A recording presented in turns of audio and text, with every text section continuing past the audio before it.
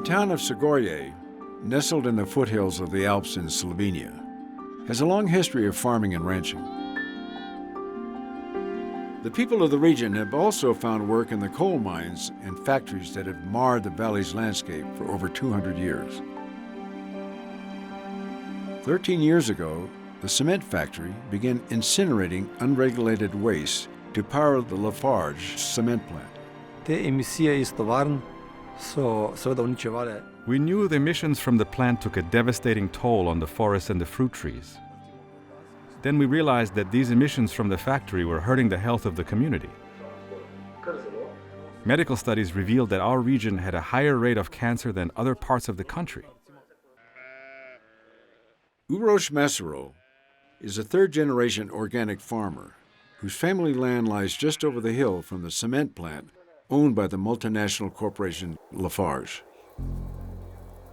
Cement production is the highest carbon emission producer in the world. The Lafarge plant burned waste oil, old tires, plastics, and other highly toxic materials. Uroš saw that his sheep were suffering from high incidence of stillbirths and miscarriages. Most important to Uroš were concerns about his family and the community as he began his battle to try to put an end to the pollution that was devastating their region. Uroš became president of Eco-Krog, an environmental organization that included farmers and teachers, as well as doctors and lawyers and other professionals who helped further his cause.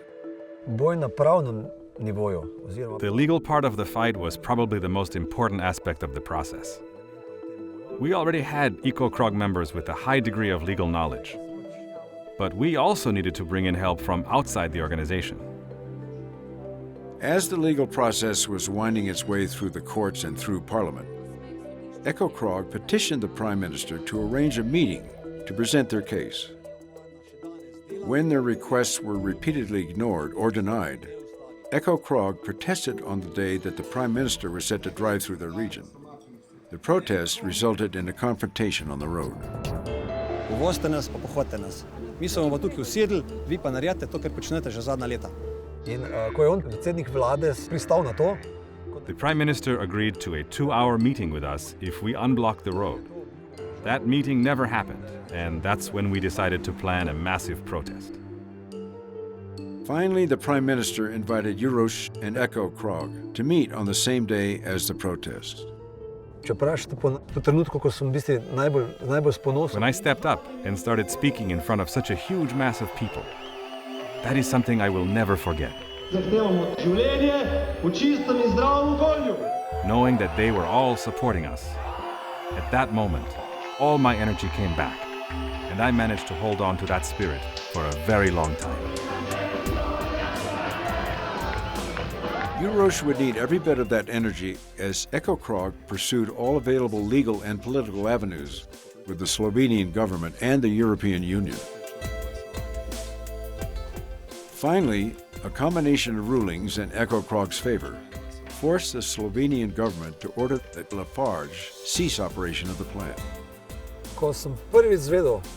When we found out that the plant would finally close, I actually jumped up and down for joy. It felt like we were being rewarded for all those years of effort.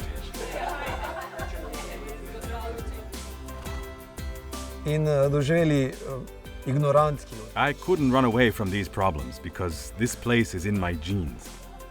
It has been in my family for generations. It was always my wish that my children would one day live on this farm. This farm gives meaning to our lives.